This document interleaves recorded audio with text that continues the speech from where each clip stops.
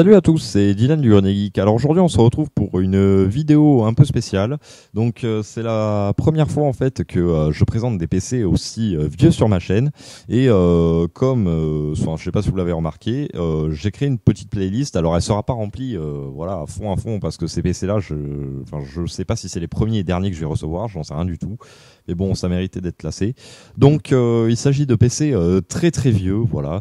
Donc comme je vous avais dit dans une vidéo précédente, il y avait un PC donc personnel à usage, voilà, une tour, et il y avait un serveur. Alors aujourd'hui, je vais vous présenter donc le serveur. Donc le serveur, voilà, c'est un HP NetServer E50, donc il s'agit d'un très très vieux serveur.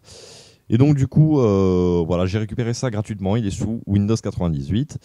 Et donc du coup, je vais vous présenter tout ça en détail dès de suite. Allez, je vous dis à de suite. Donc voilà, on se retrouve devant le serveur. Donc ce serveur, qu'est-ce qu'on peut en dire? Donc c'est un serveur vraiment assez volumineux. Donc comme vous pouvez voir, donc il est de marque Hewlett-Packard, comme je vous ai dit, c'est le NetServer E50. Donc on peut voir donc le bouton d'Alim qui est tout en haut. Ensuite nous pouvons voir une espèce de serrure pour déverrouiller le serveur. On peut voir également l'autocollant Pentium 2 qui est de façade, un lecteur de disquette et un lecteur de CD. Voilà, et 2 B pour mettre quelque chose en plus. Je tenais d'avance à m'excuser sur la qualité de vidéo, mais je suis obligé de tenir l'iPhone à la main étant donné vu la grandeur de la machine en fait. Voilà, on va passer maintenant à l'arrière de la machine. Donc voilà, on se retrouve à l'arrière du serveur. Donc voilà, c'est une machine, comme je disais, assez volumineuse. Donc je vais vous présenter les connectiques de cet ordinateur. Donc je sais qu'on voit pas trop bien, mais bon, je vais essayer de faire un petit focus. Voilà, donc là nous avons donc 2 ports série, nous avons un port parallèle, les connectiques PS2, donc c'est pas PS2 comme la console, hein, c'est vraiment la connectique qui s'appelle comme ça, donc avec le port souris et le port clavier. Voilà, donc c'est bien identifié sur l'étiquette à défaut de code couleur, et nous avons le port VGA. Voilà, donc pas de port additionnel comme les ports audio, etc. Donc là nous avons les logements pour mettre des cartes PCI. Malheureusement ça n'était pas tenu par les vis. Donc nous avons une carte Ethernet 10 mégabits et une carte qui sert à accueillir le disque donc SCSI en fait, ou SCSI, appelez ça comme vous voulez. Donc il m'a été livré tel quel, voilà, c'est un don qu'on m'a fait. Donc bon, je pense voilà qu'il manquait quelques pièces au début, mais non, finalement plus de peur que de mal. Voilà, le mec a eu juste la flemme de remettre les équerres. Donc là, nous avons la ventilation juste au-dessus pour les disques, voilà. Donc disque dur, donc 2B ou 3B. Et là nous avons l'alimentation. Donc l'alimentation selon l'étiquette, apparemment ça serait donc une 5 ampères, donc environ une 500-600 watts. Mais bon, non, une 2,3 ampères. Donc ouais, ça revient au même, hein, 500-600 watts. Donc bon, à voir après si ce compte-là est bon ou pas. Je sais que la lime est de marque HP. Voilà, on se retrouve maintenant pour voir l'intérieur de la machine. En raison d'un tout petit souci technique, il va y avoir un bruit parasite là pendant 1 minute. Donc après 1 minute, ce bruit s'arrête. J'espère que ce bruit ne vous gênera pas trop et je vous souhaite à tous encore un bon visionnage. Donc voilà, donc on se retrouve voilà, face au serveur. Donc vous voyez à quel point c'est imposant, hein. Pourtant c'est un iPhone 4 donc, qui prend des vidéos de 5 ou 8 mégapixels, et vous voyez que donc voilà, côté largeur, etc., ça ne rentre même pas en fait dans le cadre. Donc c'est assez imposant comme machine. Donc nous avons donc 64 mégas de RAM, donc c'est de l'EDORAM et non de la SDRAM, donc plus ancien que la SDRAM qui sont ici. Voilà, donc très vieille RAM, hein, voilà. Ensuite, donc sous ce truc noir en fait, nous avons le processeur qui est un Pentium 2, voilà. Donc très vieux processeur, hein, voilà. C'est un serveur en fait qui est sorti courant dans les années, d'après ce que j'ai pu voir dans le BIOS, entre 95 et 98 en fait, hein. Donc voilà, c'est assez ancien, hein. Donc ensuite, donc nous pouvons voir la carte ici, la carte parallèle, voilà. Alors désolé, on voit mal, hein, mais bon, hein, c'est galère pour moi de filmer et j'essaie de vous en montrer le maximum possible, mais bon, c'est vraiment galère. Ensuite, donc, nous avons un lecteur CD qui est relié donc en IDE ici. Voilà, on peut voir que... Alors, vous ne le voyez pas, mais il y a 2 prises IDE plus un port de disquette, en fait. Voilà. Et ensuite, donc le port SCSI en fait est mis sur une carte additionnelle comme ça, qui apparemment est fournie par HP. Donc bon, voilà, on peut le voir. Je sais pas si on va bien le voir. Non, on le voit mal avec la lumière, mais bon, c'est une carte qui est fabriquée par HP, voilà. Et ensuite, nous avons donc la baie pour disque dur, qui est ici en fait, hein, voilà. Donc, ça peut accueillir apparemment 2 disques durs, voire 3, je pense. Voilà, donc bon, il y a de quoi mettre. Bon, c'est un disque dur de 4 Go. 4 Go qui siffle à mort. Je sais pas si c'est un 10 000 tours ou un 7500, 7200 je veux dire. Je pense plutôt sur un 7200 parce que ça fait pas non plus énormément de bruit pour un 10 000 tours. Mais bon, de toute façon, je vous ferai écouter ça. Et là, nous avons la lime. Donc, bien sûr, l'étiquette pour arranger les choses a été mise à l'envers. Et donc là, je suis en train de regarder. Ouais, donc effectivement, on est très très loin. Donc, soit l'étiquette d'alimentation raconte des conneries. Alors, attendez, je vais essayer de me démerder pour vous filmer ça correctement. Donc, soit l'étiquette d'alimentation raconte des conneries, ou soit cette étiquette raconte des conneries. Mais nous avons une consommation de presque 4 ampères en fait. À l'entrée de la lime, et là nous avons que 200 watts de restitués, ou alors c'est une alimentation à chill où il y a énormément de pertes. On peut voir que sur ce serveur, pour ceux qui connaissent un peu, voilà, pas d'alimentation redondante, c'est-à-dire qu'il n'y a qu'une seule et unique alimentation, c'est-à-dire que si la lime venait à claquer, ben, ouais, il n'y aurait pas de prise de relais côté alimentation sur ce serveur. Voilà, je pense que ça n'existait pas encore à l'époque, voilà, il y a juste une alimentation. Voilà, voilà, donc je pense vous avoir à peu près tout montré à l'intérieur, hein, voilà, bon, montrer quelques petits chipsets Intel hein, qu'il y a dedans. Donc je fais un focus, hein. Désolé, c'est un peu galère pour moi hein, de filmer, je tiens le téléphone à une main et je tiens le micro de l'autre, voilà. Hop, donc voilà, qu'est-ce que je pourrais vous montrer d'autre ensuite? Bon, mais pas grand-chose d'autre, hein, voilà, donc bon, on va le mettre en route, il tourne sous Windows 98, donc 98 tout court, hein, il me semblait pas 98 seconde édition, donc bon, on va voir ça ensemble. Bon, je sais qu'il a l'air lent, mais apparemment Windows était configuré vraiment pour une utilisation serveur, enfin petit serveur, d'après ce que j'ai pu constater. Voilà, donc je vais chercher un écran et on se retrouve de suite pour allumer ce serveur. Voilà, à de suite. Donc voilà, on se retrouve donc face à l'écran, là où est connecté l'ordinateur.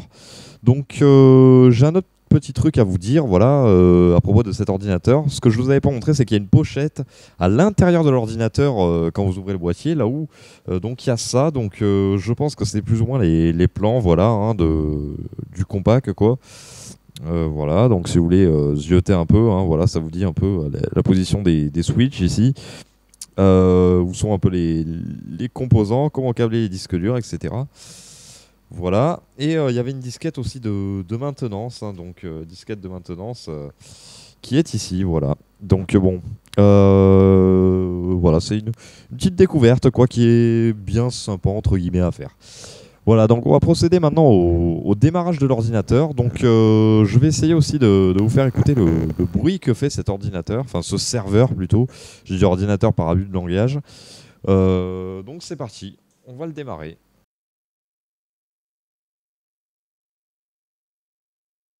Donc voilà, je vous montrerai en fait, hein, enfin je vous ferai écouter en fait quand le bruit sera très audible en fait.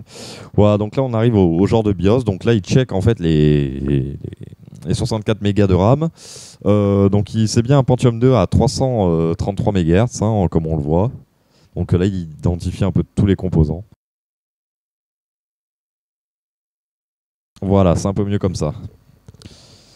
Donc là, il a trouvé un disque, comme je vous dis, de 4,26 Go hein, sur la carte. Voilà. Donc là, j'ai des petites erreurs. Voilà. La date et l'heure qui sont pas bons. Hein, donc bon, je lui dis de continuer malgré tout. Et donc là, écoutez ça.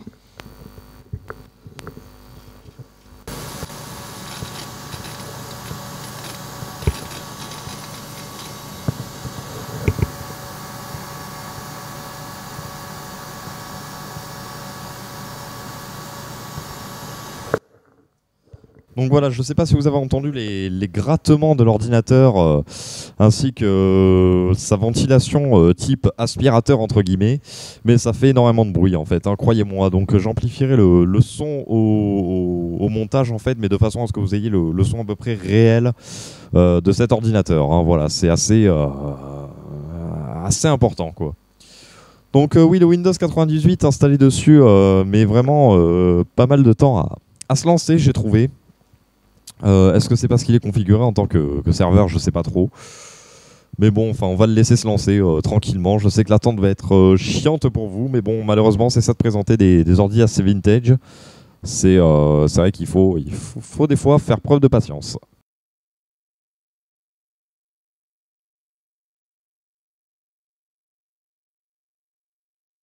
Donc comme vous pouvez le voir, nous sommes sous Windows 98, hein, donc tout court, apparemment pas la seconde édition. Parce qu'il me semble que quand c'est la seconde édition, ça le marque en fait au démarrage. Au démarrage de l'ordi. Donc bon, en plus de ça, je pense que je vais me faire chier. Donc là, il se lance enfin. Parce que à chaque fois, il va installer des drivers dont j'ai pas besoin. Parce que bon, moi, je vais garder ça juste pour la collection, entre guillemets. Mais lui, il veut impérativement installer plein de drivers. Et bon, Windows 98, c'est pas ce qu'il y a de, enfin, c'est pas ce qu'il y a de mieux. Comment dire que l'évolution de l'installation des drivers a beaucoup évolué de 98 à Windows 7, voire 10. Hein, voilà. Ce 10, c'est encore plus facile. Hein, mais Windows 98, il faut avoir les drivers CD. Voilà. Donc bon, là, il m'a trouvé mon écran. Voilà. Donc bon, hein, vous n'avez pas de menu démarrer qui s'affiche ni rien. Il faut attendre qu'il... Voilà. C'est le truc que j'ai jamais compris. Ah oui, non, c'est mon écran qui m'a fait bugger en lecture de loin. Windows a trouvé un nouveau matériel et recherche le logiciel correspondant. Veuillez patienter, mais bon, je sais pas sur quoi ils veulent rechercher.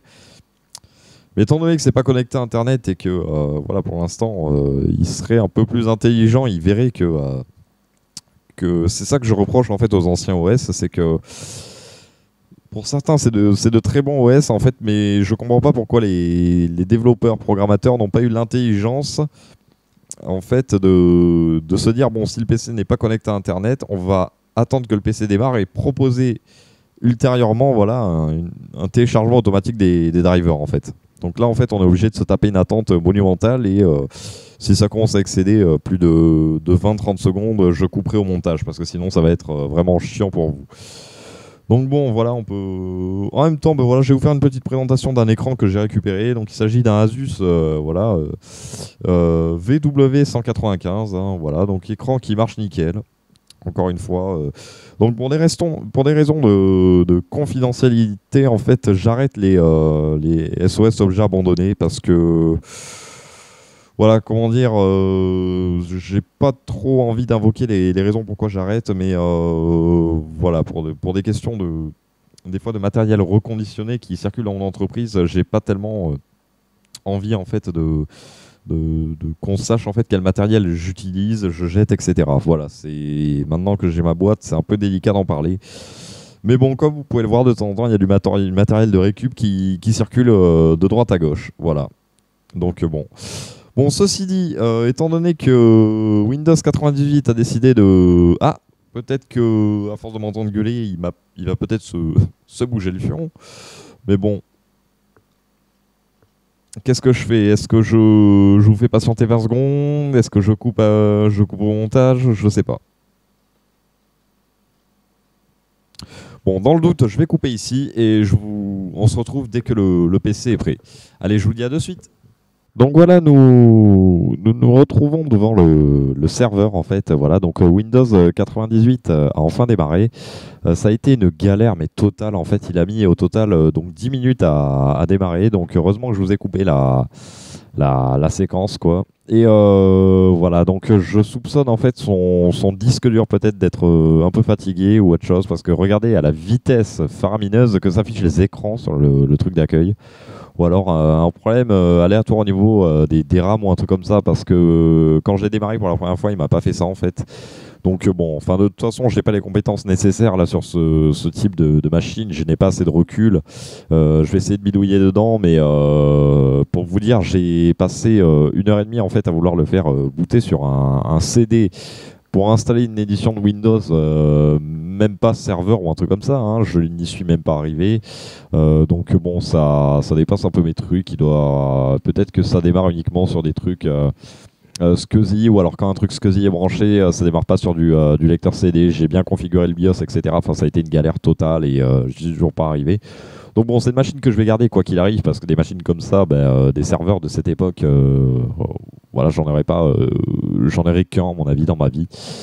Voilà, donc bon, on va essayer un peu de voir ce qu'il a dans le ventre. Donc comme vous pouvez le voir, hein, ouais, c'est assez lisible sur mon iPhone, donc pour vous normalement pas de souci. Voilà, il est configuré apparemment pour une utilisation réseau serveur, quoi, hein, donc bon.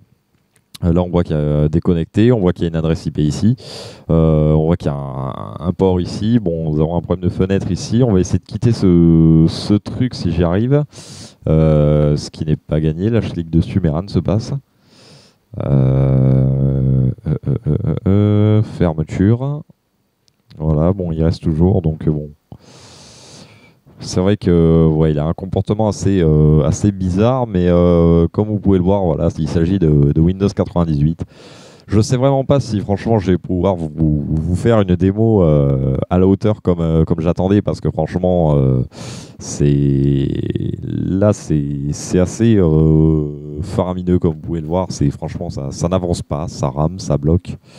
Et j'ai pas envie de tenter un reboot pour vous montrer, parce que comment dire, quand je vois le temps qu'il a mis pour booter, là, si je dois me taper encore un quart d'heure, voire 20 minutes de reboot, je suis pas sorti du sable, là, franchement. Donc bon, voilà. Donc je pense qu'on va s'arrêter là. Voilà, hein, je voulais peut-être que si je vais dans, non, il est bloqué totalement. Donc allez savoir ce qui se passe dedans. Est-ce une RAM qui est merdique? Est-ce le disque dur qui est merdique? Je vais regarder la gueule du voyant.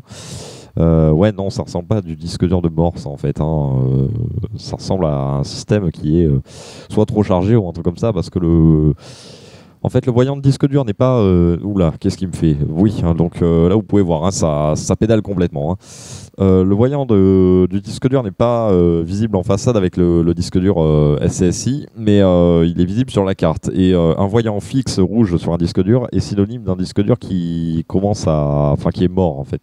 Alors j'entends par fixe pas un voyant qui s'allume par intermittence tout le temps en fait, hein, qui reste fixe par intermittence. Non, je vous parle d'un voyant qui reste fixe dès que vous démarrez votre ordi en fait. Enfin, que vous lancez le BIOS par exemple. Là en général ça pue un peu quand le voyant reste fixe pendant 1 minute, 2 minutes ou un truc comme ça. Et là c'est pas le cas, c'est pour ça que ça me fait pas tellement penser à un disque dur HS. Ça me fait plutôt penser à un système qui a été mal optimisé, ou un truc qui démarre par derrière. Voilà, bon, un manque de RAM, 64 mégas pour Windows 98. Bon, on peut faire un peu mieux, mais c'est ce qui se faisait à peu près. Enfin, c'est correct quoi en fait, hein, pour Windows 98, hein, donc bon, ça équivaut à une config, je pense. Alors c'est pas des affirmations comme je vous donne, parce que 98 ça faisait qu'un an que j'étais né, donc bon, j'ai pas eu tellement la chance de connaître ce système en profondeur en fait, hein. Et puis il a pas eu un long support, donc bon, voilà. Mais je pense que 64 mégas de RAM en fait, ça équivaut, je pense, à 4 gigas de RAM sur les configs actuelles. C'est pas trop peu, mais c'est pas non plus extraordinaire, voilà. Donc si, pourtant Microsoft Windows 98 deuxième édition, donc deuxième édition ou SE seconde édition, je ne sais pas si c'est le même truc ou pas, voilà, là encore je n'ai pas assez de recul. Mon utilisateur enregistré, voilà, ça, hein, c'est pas la peine de chercher sur Google ou un truc comme ça. Donc Intel Pentium 2 processeur, donc c'est bien un Pentium 2, 64 mégas de RAM. Donc est-ce que là je vais le... Non. Ressources système, pourtant 98% de libre, donc pourtant il n'a pas l'air de saturer quoi le truc, hein, pour cet OS. Qu'est-ce que je pourrais regarder? Profil matériel, qu'est-ce qu'il y a dedans? Donc pas grand chose. Gestionnaire de périphérique, donc là il va y avoir rien d'installé. Mais est-ce que je vais pouvoir vous donner un peu plus d'informations dedans? Je ne sais pas du tout. Enfin, en espérant que ça se lance, parce que ça a l'air mal barré s'il me met le sablier comme ça qui pédale pas. Donc bon, on va voir. Ah oui, donc c'est bon. Donc carte réseau, donc c'est une HP Net Server 10/100 TX. Mais allez savoir pourquoi dans le BIOS elle est reconnue en tant que 10 mégabits. Voilà, j'ai regardé s'il y avait des jumpers à configurer ou un truc comme ça, il n'y a que dalle. Donc bon, Allez savoir, enfin c'était une époque encore là où il y avait pas mal de merde hein, pour la reconnaissance du matériel. Donc est-ce que Windows reconnaît notre carte à la place de celle-là? C'est pas possible. Donc en carte graphique, donc bien entendu c'est un chipset graphique, c'est un Cirrus Logic 5446, donc en PCI entre guillemets ce qu'ils mettent. Hein. Donc carte réseau, donc carte accès à distance, lecteur de CD-ROM, donc c'est un lecteur LG. Ça je savais pas par contre, donc un CRD 84B, voilà. Clavier, bon c'est un truc tout con. Contrôleur disque, non, on n'a rien. Enfin, on n'a rien de. Voilà, donc bon, après. Euh, oui, donc bon, là, on peut voir que c'est un serveur entièrement équipé en Intel, que ce soit en Southbridge ou en Northbridge. Voilà, donc je ne sais pas si vous voyez de quoi je parle en fait, mais le Southbridge et le Northbridge, en fait, c'est ce qui va gérer en fait des instructions au niveau du port PCI, etc., de tout ce qui est périphérique, on va dire. Interne mais qui est autour du processeur en fait, tout ce qui est chipset graphique justement, port série, port parallèle pour cette configuration là, etc. Voilà, c'est tout ce qu'il y a autour en fait du truc. Bon, port de communication, je pense qu'on n'en saura pas trop. Et souris, oui, bon, il me reconnaît pas la souris que, enfin, oula, j'ai voulu cliquer ici, non, bon là, on a peut-être, non, on n'a pas plus d'informations. Bon. Voilà, donc ici, c'est tout ce que j'avais à vous montrer. Maintenant, bon, on va fouiller dans l'ordi s'il y a des trucs assez intéressants à découvrir. Mais bon, si ça doit ramer, putain, ça gratte à mort, hein, franchement. C'est impressionnant comme le disque dur gratte. Vous l'entendez pas, enfin, vous l'avez entendu tout à l'heure dans l'extrait, j'espère que j'ai montré, mais ah ouais, là franchement, il y a un gros souci parce que c'est pas censé faire ça en fait, hein, sous un PC sous Windows 98. Là, je pense que voilà, il y a souci. Hein. Donc, voyons voir s'il y a. Donc, il y a un truc à 132 octets, je vois, dans la barre en bas. Bon, ça n'a pas l'air d'être fameux. Encore une fois, ce n'est pas un PC personnel, c'est un serveur. Donc, ça m'étonnerait qu'on trouve de grosses informations dedans. Surtout que s'il y avait des informations, les disques durs ont dû être retirés. Et seul en fait, il n'y a que dalle, quoi. Seul le disque dur. Il y avait peut-être quelque chose. Ouais, là, ça rame à mort. S'il y avait quelque chose, oui, ça a dû être retiré avec les disques durs qui étaient branchés en SCSI, parce que bon, il y avait pas mal de disques durs apparemment branchés dedans. Hein. Vu la nappe qu'il y avait, c'était pas une nappe d'origine. J'ai réussi à retrouver quelques pièces détachées pour ce serveur en fait. Mais c'est pas une nappe comme ça qu'il y a d'origine. Donc bon, à mon avis, il devait y avoir plein de disques durs. Donc en logiciel, nous avons Acrobat Reader, nous avons WinZip. Hein, donc pour ceux qui ne savent pas, Acrobat Reader, logiciel qui sert à curieusement lire des PDF. Je vois pas ce que ça fout sur un serveur. WinZip, bon, éventuellement, nous avons WinLDP, donc que je connais pas du tout. PharmaGest, donc ça me fait penser à un logiciel peut-être dans une pharmacie, mais c'est peut-être un truc de gestion de serveur, hein, peut-être. Hein, allez savoir, je connais pas du tout ce logiciel. Bon, nous avons le Outlook Express, édition Guerre 14, lecteur Windows Media, pareil, idem, connexion Internet, bon ça c'est un petit raccourci. Service en ligne, j'ai vu c'est des trucs France Télécom, AOL ou un truc comme ça, je peux peut-être vous montrer ça, s'il veut bien, mais bon, comme il faut une demi-heure à chaque fois pour afficher une fenêtre, j'ai peur que vous impatientez au niveau de la vidéo, enfin quoique là ça a été assez vite quand même. Allez.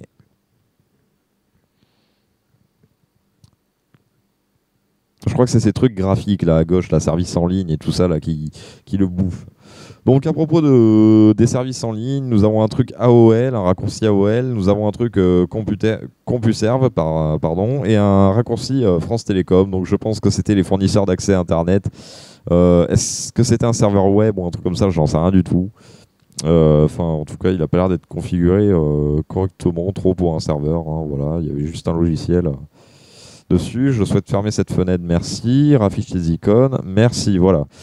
Donc voilà, il y a ça. Donc il y a la corbeille, il y a accéder à MSN, voilà, Internet avec MSN, voisinage réseau, Internet Explorer. Peut-être qu'on trouvera des informations complémentaires dans voisinage réseau. Hein. Enfin, j'ai cliqué dessus, là je précise, hein, mais bon, le temps qu'il affiche. Hein, de toute façon, c'est le dernier truc que j'avais à vous montrer, donc de toute façon, s'il affiche pas ou s'il met réellement un quart d'heure pour l'afficher, tant pis, malheureusement. Je quitterai la vidéo. Ouais, ça n'a pas l'air de se débloquer, donc bon. Je ne sais pas vous dire franchement vraiment exactement ce qui merde dans ce PC parce que je vous promets, et j'aurais aimé vous le filmer dans ces conditions-là, il y a allez, une demi-heure avant que je tourne la vidéo, donc je l'ai testé, etc. pour voir si voilà, je pouvais en faire une vidéo. Et en général, j'aime pas vous montrer des vidéos avec des PC qui rament en fait, parce que voilà, vous impatientez, vous trouvez ça chiant en fait. Et voilà, enfin c'est au bout d'un moment. Alors pourquoi il m'ouvre ça? Putain, c'est curieux ça quand même. Il m'ouvre Internet Explorer, donc bon. Et donc j'aime pas tourner des vidéos avec des trucs qui rament parce que bon, vous impatientez, etc. Et moi ça me gonfle. Donc voilà, il y a une demi-heure, il fonctionnait vraiment nickel, mais il speedait, bon, voilà, comme une configuration classique. Et là, je ne sais pas ce qu'il lui a pris. La pile BIOS est bonne, donc c'est pas des réglages dans le BIOS qui ont bougé, ni rien. Mais il se met à ramer à mort, donc j'en ai vraiment aucune idée et je me pencherai sur le problème sans doute un peu plus tard. Voilà, alors là je sais pas pourquoi, à mon avis, ouais. En fait, j'hésite, pour tout vous dire, là à la va-vite sans faire de test, hein, voilà, hein, entre un disque dur qui commence à fatiguer et c'est l'ordinateur qui a une merde en fait dedans, mais c'est-à-dire qu'il y a tous les programmes qui démarrent en interne au démarrage, quoi. Alors, réseau global, parce qu'il y a Internet Explorer qui s'est mis à démarrer alors que je n'avais pas demandé, et j'ai pas cliqué dessus. Donc, je vois pourquoi il se mettrait à démarrer en fait, sans que je en donne l'ordre. Donc, voilà. Donc, est-ce que je peux. Surtout la fenêtre s'est barrée en plein écran, ce qui fait que Internet Explorer me bouffe de la RAM pour rien. Donc, parcours de réseau impossible. Ouais, il n'y a rien enregistré dedans. Que dalle, on dirait qu'il a servi à rien ce truc. Bon, toujours Internet Explorer là qui vient pour me regonfler. Voilà, bon. Ah, les icônes arrivent à passer par-dessus la fenêtre, c'est magnifique, c'est du grand art. Bon, bah de toute façon, je pense que j'arriverai pas à vous en montrer plus sur cet ordinateur, hein. Vous voyez comment ça rame, ça rame de tous les côtés. De toute façon, il est quasiment vide, hein. C'est limite une installation vierge avec 2-3 programmes installés dessus. Il n'y a pas de documents ni rien. Donc, comment vous dire, je pense qu'il y a pas grand-chose à vous montrer d'autre en plus. Donc bah, je vais vous dire salut à tous, à la prochaine. À la limite, ouais, si vous voulez voir, donc pour les plus anciens, donc bon, je sais pas si je vais réussir. Donc comment on éteint un vieux PC comme ça, je sais pas si les plus jeunes parmi mon public connaissent. Donc vous faites arrêter, voilà, comme ça. Donc là le PC tourne toujours, bien évidemment. Voilà, donc en fait je vous explique parce que je pensais que c'était que tout le monde le savait ça, mais en fait j'ai vu une vidéo sur internet de là où c'est américain, me semble, là où ils avaient mis un PC de la même époque, de 98 ou 95, et les jeunes ne savaient pas en fait éteindre l'ordinateur, il tournait toujours, ils cherchaient partout en fait. Voilà, ils cherchaient quel bouton appuyer, pourtant c'est marqué sur l'écran, mais bon, visiblement c'est vrai que c'est maintenant tout est tellement comment dire, géré différemment que je comprends que les plus jeunes d'entre nous et ceux qui ne touchent pas forcément à ça soient perdus. Donc là, vous voyez sur l'écran, vous avez marqué, vous pouvez maintenant éteindre votre ordinateur en toute sécurité. Donc là, l'ordinateur tourne, hein. Il n'est pas éteint en fait, malgré que vous avez fait arrêter. Donc en fait, il faut juste, donc là, non, on voit pas le bouton. Voilà, bon, vous avez le bouton en haut. Je vais essayer faites-moi confiance, je vais appuyer sur le bouton. Voilà, donc vous allez voir ma main ici, voilà, je vais appuyer sur le bouton. Voilà, et là l'ordinateur s'est enfin éteint. Et par ailleurs, vous pouvez voir la pochette plastique avec le document et la disquette qui sont sur le côté de la carcasse du PC. Voilà, donc c'est comme ça que ça s'éteignait en fait les vieux ordis, il fallait ordonner l'ordre d'extinction en fait de Windows, mais ensuite il fallait éteindre manuellement votre ordinateur. Voilà, donc c'était magique ce truc, et ça c'est vrai que j'ai décortiqué quand même assez de PC plus ou moins, enfin pas récents, mais comment dire, les dernières tours en fait sous 98 etc qui étaient sortis, qui étaient un peu comme ça. Voilà, donc j'espère que cette vidéo, malgré les petits soucis qu'il y a eu, voilà, vous a plu quand même, hein. J'espère que voilà, ça va intéresser les plus jeunes d'entre vous et ceux qui sont curieux dans l'informatique du passé, que je vous ai présenté ce serveur. Voilà, comme vraiment c'est une passion que je prends à cœur, je vais vous répéter quelques trucs. C'est un serveur donc qui date donc des années 95, donc vous vous rendez compte, hein, 95, Internet n'était pas encore tellement grand public, hein. Voilà, donc bon, effectivement, c'était des serveurs qui avaient une utilité. Enfin voilà, c'est pas les serveurs de bourrin qu'on a aujourd'hui, quoi. Voilà, donc bon, c'est de la machine qui fonctionne toujours, quoi. Vous voyez, hein, après plus de 20 ans, ça fonctionne toujours, c'est ça qui est extraordinaire. Et voilà, bon, j'espère que cette vidéo vous a plu, et moi je vous dis salut à tous et à la prochaine.